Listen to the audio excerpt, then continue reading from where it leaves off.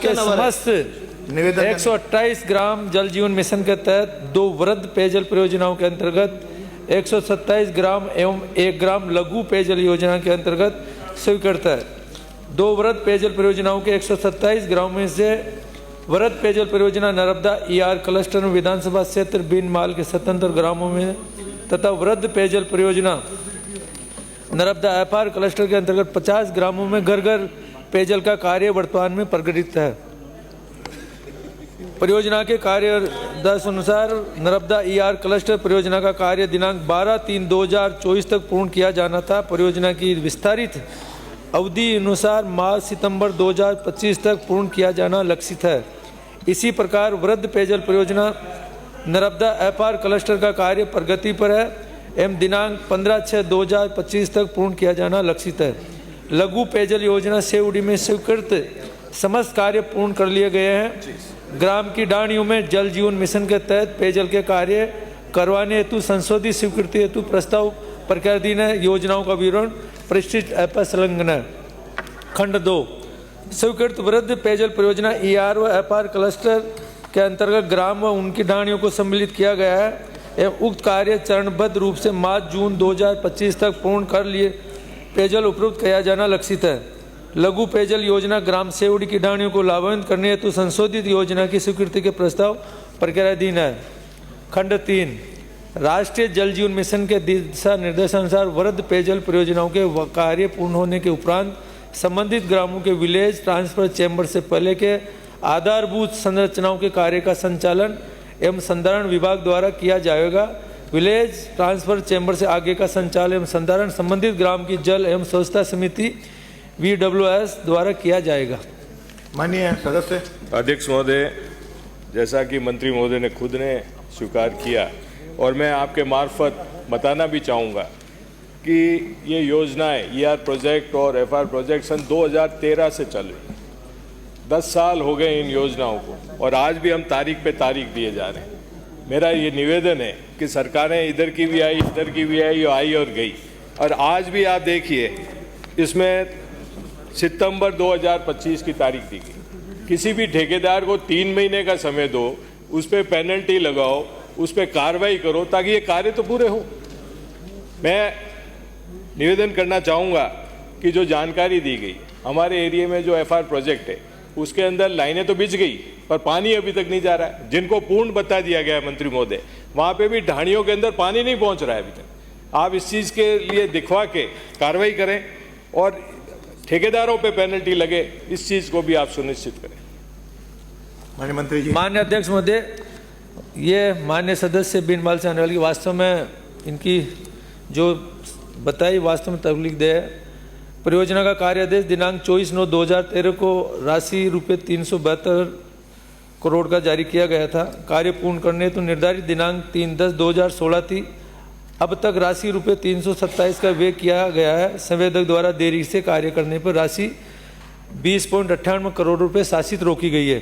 कार्य की पूर्णता की संभावित तिथि 30/9/2024 है। ये तो ट्रांसमिशन का काम और ER ट्रांसमिशन देरी के कई कारण है। इसके अंदर जमीन के कारण मुख्य हेडवर्क्स पालड़ी सोलिकियान में दिनांक 2/3/2015 को आवंटित की गई और कैनाल ओपठे गांव डेडवा में दिनांक 1/7/2016 को आवंटित की गई।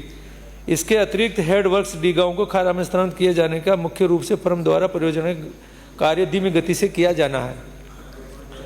ये बहुत से इसके कारण है। मैं आपको विश्वास दिलाता हूँ कि जिस कॉन्ट्रैक्टर का जो लगभग 26 करोड़ रुपए इसका अब तक पेनल्टी लगाई गई है, जबकि इसकी पेनल्टी लगनी चाहिए 40 करोड़ रुपए। उन अधिकारियों के खिलाफ भी मैंने कल बैठक लेके उनकी मीटिंग की है और उनसे डायरेक्शन दिए कि जितना उन्होंने देरी की है उससे परफॉर्मेंस में जितनी उनकी LD कटनी चाहिए उतनी काटे।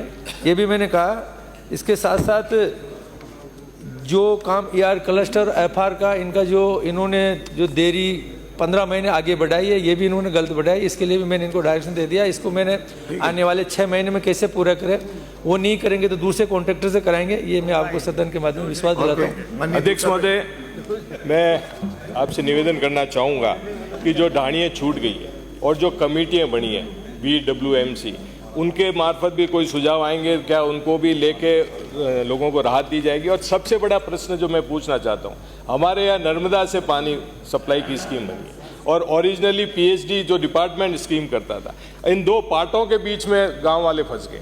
नर्मदा वालों को फोन करो तो वो पीएचडी वाले की बात करते हैं, पीएचडी वाले को फोन करो कि नर्मदा के पास है। आपके मार्फत आपका सजेशन चाहूंगा कि ये लोगों के लिए बड़ा जरूरी है, एक दूसरे पे ढोल के इस तरह से समस्याएं हो रही है, इसके बारे में आप कार्रवाई करें। और एक और मैं जोड़ना चाहूँगा, कभी बाबू सिंह जी ने भी सवाल किया, माही प्रोजेक्ट को भी आप प्रोजेक्ट में आगे लाइए ताकि लोगों को पीने और खेती में सब में काम आए। आपका सुझाव आ गया।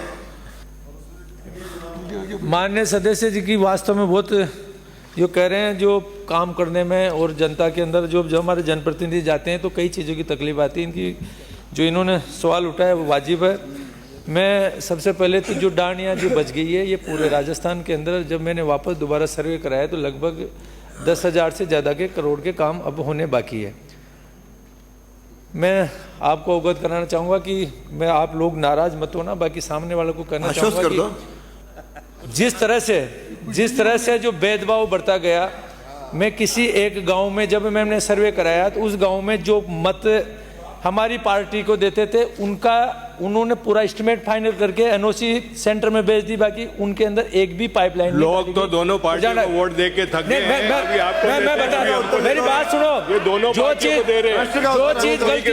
गलती हुई जिसको मानना पड़ेगा, बाकी हमने उसका सबको सर्वे कराया कि मेरे पास सभी सदस्य, माननीय सदस्य, आने वाले माननीय सदस्य, हाँ बैठो, अभी मेरे पास सभी सदस्य आते हैं। इसके लिए मैंने अभी सोमवार को केंद्रीय जल शक्ति मंत्री जी से, मेरे सेक्रेटरी साहब और हम सब जाके वहाँ पे हमने बात करी है। उन्होंने आश्वस्त किया है कि क्योंकि इसका समय अवधि मार्च 2024 को कंप्लीट हो चुका, क्योंकि राजस्थान जेजेएम में 34वें नंबर पे था, सब राज्य इसको कंप्लीट कर चुके हैं। अभी तक हमने केवल 50% ही टारगेट पूरा किया था, तो उन्होंने अभी कैबिनेट में डिसीजन करेंगे कि आपका समय आगे बढ़ाए नहीं बढ़ाएं, और बढ़ाएंगे तो जो भी डांडियाँ छूटे उनको भी जोड़ेंगे। दूसरा, मैं आपको आश्वस्त करता हूं कि जो मेंटेनेंस और प्रोजेक्ट वाले जो अलग अलग जो एक्शन है, अलग अलग जो वो करते हैं, उसके लिए हमने गाइडलाइन बना दी कि जिस क्षेत्र के अंदर चाहे प्रोजेक्ट का काम हो चाहे मेंटेनेंस काम हो, एक ही अधिकारी करे जिससे जनप्रतिनिधि और जनता को दिक्कत नहीं आए। उसके लिए हम बहुत जल्दी कानून बना रहे हैं। आपको विश्वास है? अध्यक्ष महोदय, प्रश्न संख्या 136। एक मैं थोड़ा सा करा, क्योंकि इस पे डिमांड पे पानी जैसे महत्वपूर्ण मुद्दे को नहीं लिया गया, मैं आपसे कहना चाहूँगा अध्यक्ष महोदय, एक दिन इस पे पूरे सदन चर्चा करे, क्योंकि ये बहुत महत्वपूर्ण योजना है, इस पे जरूर रखे, ये मैं आपसे निवेदन करना चाहता हूँ।